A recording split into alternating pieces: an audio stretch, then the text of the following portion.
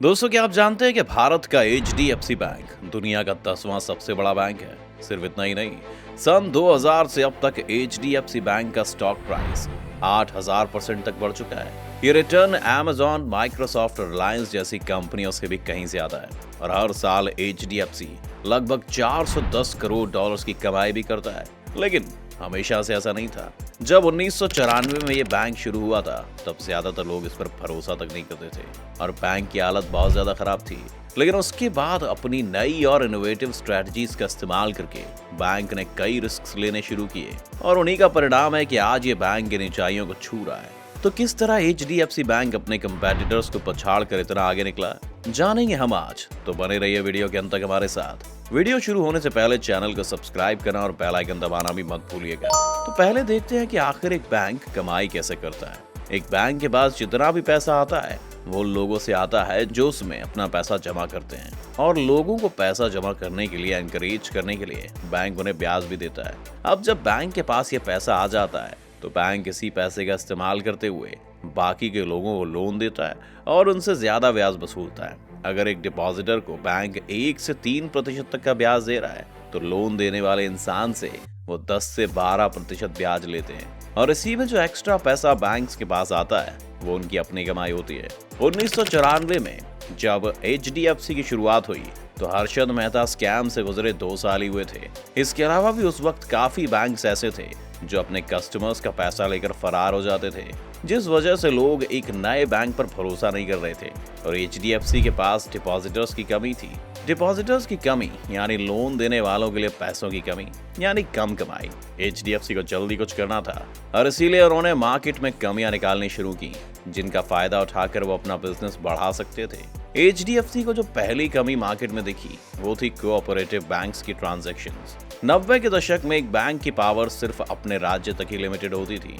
यानी अगर 2 व्यापारियों के बीच में कोई पैसों का लेन देन चेक से होना है और दोनों व्यापारी अलग अलग राज्य में रहते हैं, तो पहला व्यापारी चेक अपने बैंक को भेजेगा, फिर दूसरा व्यापारी उसे अपने राज्य के किसी बैंक में देगा, फिर उस राज्य का बैंक चेक देने वाले के बैंक से उस ट्रांजैक्शन को वेरीफाई करेगा और अंत में वेरिफिकेशन के बाद एक प्रोसेसिंग फीस काट कर उस दूसरे व्यापारी के अकाउंट में वो पैसा चला जाएगा। ये एक लंबा प्रोसेस था जिसमें 3 से 4 दिन तक का वक्त लग जाता था। यानी पेमेंट हो जाने के बावजूद भी एक आदमी को कई दिनों तक अपने पैसे का इंतजार करना पड़ता था और उस पैसे से भी एक प्रोसेसिंग फीस काट ली जाती थी। इसी कारण से उस वक्त बहुत से व्यापारी चेक में डील नहीं करते थे और बैंक्स का सहारा नहीं लेते थे। एचडीएफसी ने यहीं पर अपना पहला दांव खेला। 1998 में एचडीएफसी ने यह घोषणा की कि कोई भी इंसान अगर एचडीएफसी की किसी भी ब्रांच में अपना चेक डिपॉजिट करता है तो चाहे वो चेक किसी भी राज्य के बैंक से आया हो, वो उसे कम समय में पास कर देंगे। इससे व्यापारियों को काफी सुविधा मिली। इस प्लान को काम में लाने के लिए एचडीएफसी बैंक ने बाकी बैंकों को भी यही कहा कि वो अपना कुछ पैसा एचडीएफसी में जमा कर दें ताकि वो उसी पैसे से उनके चेक्स का भुगतान कर पाएं। इस पैसे पर एचडीएफसी को कहीं भी ब्याज भी नहीं देना पड़ता था। ये पैसा बिल्कुल इंटरेस्ट फ्री था। इससे एचडीएफसी को 2 फायदे हुए।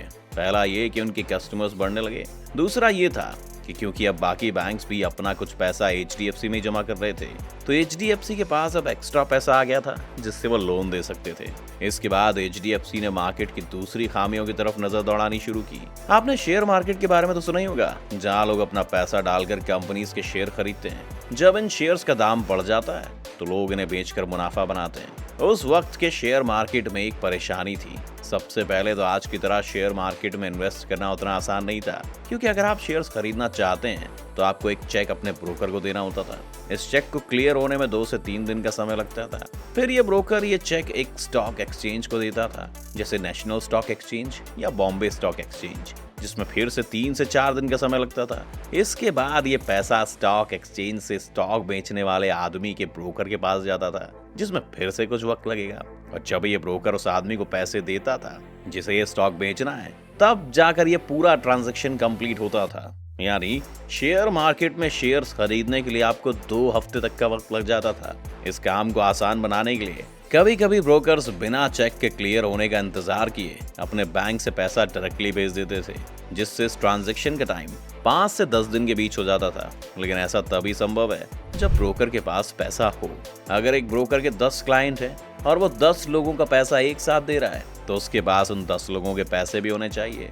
इसी वजह से सिस्टम में बहुत सी दिक्कतें थीं। HDFC ने इसी सिस्टम को बेहतर करने के लिए एक नई टेक्नोलॉजी का इस्तेमाल किया, माइक्रो बैंकर। ये एक ऐसा सिस्टम था जो ऑनलाइन पैसे ट्रांसफर करने के लिए बना था। उस वक्त तक भारत में बैंकिंग के लिए इंटरनेट का इस्तेमाल करना काफी नया था और कोई भी इसे बड़े स्तर पर इस्तेमाल नहीं कर रहा था। बैंक एक दिन में हजारों करोड़ों की ट्रांजैक्शंस करता है और इसके लिए इंटरनेट पर भरोसा करना उस वक्त एक काफी रिस्की स्ट्रेटजी मानी जाती थी। लेकिन HDFC को अगर सरवाइव करना था तो ये रिस्क उठाना जरूरी था। HDFC के सिस्टम के कारण जो ट्रांजैक्शंस 5 से 10 दिन में होती थी, अब वो 2 से 3 दिन में होने लगी। काफी सारे ब्रोकर्स ने HDFC में स्विच करना शुरू कर दिया और अपने कस्टमर्स को भी यही करने की सलाह दी। इसके बाद 1998 से 2000 तक HDFC एक मेजर स्टॉक एक्सचेंज का क्लियरिंग मेंबर बन चुका था और उनके पास 800 से भी ज्यादा ब्रोकर अकाउंट्स थे। सिर्फ इतना ही नहीं दोस्तों, पूरे मार्केट के 80% सेटलमेंट्स को अब HDFC कंट्रोल करने लगा था, क्योंकि HDFC ने पूरी प्रोसेस को काफी तेज कर दिया था, जिसका मतलब था कि स्टॉक्स जल्दी से एक्सचेंज किए जा सकते थे। साथ ही ब्रोकर्स को भी अपने अकाउंट में बहुत ज्यादा पैसा रखने की जरूरत नहीं थी। HDFC को इस सिस्टम को लागू करने के लिए अपने स्टाफ को बहुत हाई लेवल पर ट्रेन करना पड़ा और बैंकिंग सिस्टम्स को भी बदला गया। अंत में सब कुछ HDFC के फेवर में ही काम करने लगा। उन्होंने ब्रोकर्स को लोन देने की तरफ भी काफी कदम उठाए और फिर एक नया डिजिटलाइज सैलरी सिस्टम भी बनाया, जिसके इस्तेमाल से कंपनियां सीधा आपकी सैलरी आपके बैंक अकाउंट में डाल सकती थीं। ऐसा करने से काफी कंपनियों ने अपना पैसा HDFC बैंक में डिपॉजिट करना शुरू कर दिया और उनके कर्मचारियों ने भी HDFC बैंक में ही अपने खाते खुलवाए और HDFC के पास लोन देने के लिए और पैसा आ गया। एक रिपोर्ट के मुताबिक HDFC बैंक का 2012 का रेवेन्यू 34,185 करोड़ था, जो 2021 में बढ़कर 1,55,885 करोड़ रुपए हो चुका है। यानी कि उनका रेवेन्यू आखिरी 10 सालों में 350 गुना बढ़ा है और इस सभी का श्रेय जाता है उनकी इन सभी पॉलिसीज को, जिसने एक नए बैंक को मार्केट में हमेशा के लिए स्थापित कर दिया। तो ये थी HDFC की ऊंचाई छूने की कहानी। उम्मीद है इस वीडियो से आपको काफी कुछ सीखने को मिला होगा दोस्तों। अगर आपको ये वीडियो पसंद आई हो तो वीडियो को लाइक करें और ज्यादा से ज्यादा चैनल को सब्सक्राइब करना ना भूलें।